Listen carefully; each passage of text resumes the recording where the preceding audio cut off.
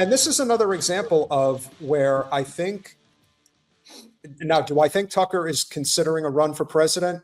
Probably. I wouldn't rule it out, even though I think Thomas Massie is the one who should do it. But if it is the fact that Tucker is setting himself up for a presidential run, I want you all to listen very carefully to what I think is an immensely important topic. In terms of foreign policy, Israel is without question the eye of the hurricane. Everything revolves around Israel when it comes to foreign policy. When it comes to domestic policy, the most crucial issue that we are facing in the United States today, bar none, are these AI data centers controlled by the Zionist billionaire class. Like, this is a serious fucking problem, and it's a very big problem in a multitude of different ways: environmentally, economically, socially. It's bad news all the way around. And when somebody like, again, I'm just referencing him because he's such a douchebag, when Kevin O'Leary, Mr. Wonderful, is going on TV and spouting about how wonderful these data centers are, to believe the opposite, like the complete opposite. Whatever he's selling, you take the other road.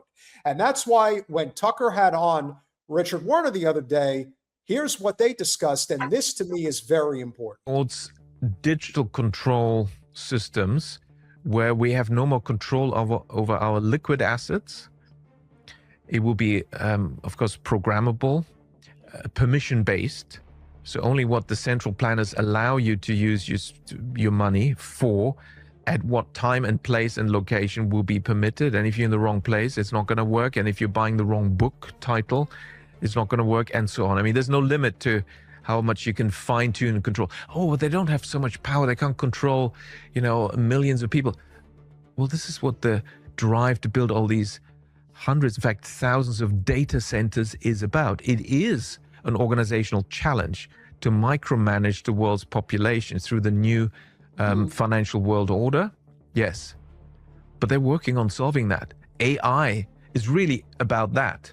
If AI was about helping us to be more productive, the principle of decentralization would be applied, because any human organization and anything where humans are involved, if you introduce the principle of decentralization, subsidiarity, it will be more productive. So you guys need to see the interconnectedness of what's going on here. All right. So you see these data centers that are being built here at a rate that is so far exponential, staggering, anything other country, in completely disproportionate in terms of population, and anything they could say is to justify it. So you have all these data centers being built that are bad for the environment, and they, I think, are also going to correlate with the COP cities that have all been being built. And that's what we're dealing with now. That's what they're gearing up for. Now, I would suggest that direct action is going to have to be taken regarding these data centers, and that this very well might be the hill that some of the people actually do literally die on in some of these communities that are having to stand up against these data centers. Because you're going into communities of people that are armed. You're going into red states of armed people, and you're building things that are hurting their people. What could go wrong? So I do think that what we're going to see, and I'm hoping, direct action in regard of these data centers, because this is the thing we have to stand up against right now. 1000%. And I want to give a shout out to David Nino Rodriguez. David Nino Rodriguez lives along the Rio Grande in New Mexico. Here is what is happening in his backyard. So I'm currently standing in the Rio Grande River right now. This is what it looks like right here, all dirt. All dirt. Unbelievable. Not though. Not. You're looking at an environmental catastrophe, what this is.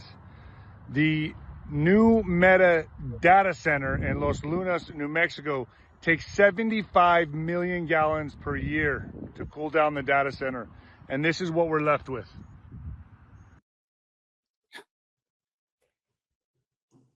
I am so sick of these AI fucking monkey Sam Altman looking motherfucker people. Okay. Like that guy and all these fucking douche canoes that are going around like talking like they're so great. What are they doing? Destroying the world. Well, yes, Destroying our but there's country. not going to be anybody there. They're all it reminds me of Don't Look Up, where it's like, unless they're planning on really colonizing another planet, they're fucking themselves too. So it's amazing that they don't see past one step of richness ahead of themselves. They can't see past 1/4 of gains. And this, to look at how it might hurt them or their children or their grandchildren. And they don't care because they're psychopaths. That's the point. Back to point number 1 at the very beginning is all billionaires are pieces of shit. They are. They are. and this is, They and wish this bad is- things for us. And this is Zuckerberg's property. But guys, this is 75 million gallons of water Yes. a year for one data center, and there are thousands. Yes, De Jumba Boutique, that is the Rio Grande River that runs through southwestern United States. That is the Rio Grande River, dry. That's what that is. Yeah, again, we've been telling you guys for how long? We've been saying this since the start of this podcast. We have repeated it 1,000 times over to all of you deaf morons who didn't want to hear that if you thought Trump was the real problem, you were asleep at the fucking wheel and you deserve what you get. Because we've been trying to tell you that Jen, would you like to show the audience before we continue this who the 4 most dangerous people in the United States are right now? It's changed though to me. That's part of the big problem is that now I think more of people like Sam Altman, Peter Thiel, like what's his Alex name? Karp to me is the most Right, dangerous Alex one Karp. of them all. That's what I mean. So I feel like it's not sufficient, but I could pull it up though. I do have said thing. You see it? This not yet. Okay. There we are. Yeah. Well, it's working its way through. But yeah, Guys, the new oligarch. I need to do the new. Oh, yes. The new. Guys, we're going to need some villains for some of these newer oligarch graphics. But this is tales of emasculated men vying to destroy the world. I mean, these really are, when you think about it, these are probably the 4 richest. That doesn't mean that they're the 4 most dangerous per se. But even then, I would argue that they're all dangerous in their own way. And right. this I just need another slide. We need like some more. We just have more of them because they seem to be breeding at a faster rate than we can control. That's what we need to be controlling. We need to really grasp this like billionaire breeding thing and sort of annihilate it. All right, let's pull this and we'll continue with what Mr. Rodriguez is saying. Okay.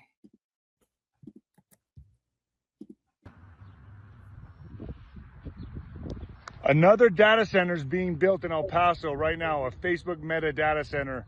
How much more water is that going to take? This is going to be, folks, this is apocalyptic. I've never seen a river like this. By this time of the year, you couldn't even swim in this. It would take you under. The undercurrent would take you out. This is unbelievable. No more water. So what does that mean for the farmland, the ranch lands, the cattle, the houses? I mean, are they soon going to start moving people out of this area? Are they going to start moving people out of here to what, 15-minute cities? You're not going to be able to survive out here? What's going to happen to the agriculture? Folks, what we're looking at here is unprecedented. We've never seen anything like this before. I'm sounding the alarm bells. This has never before happened. I've never seen it like this.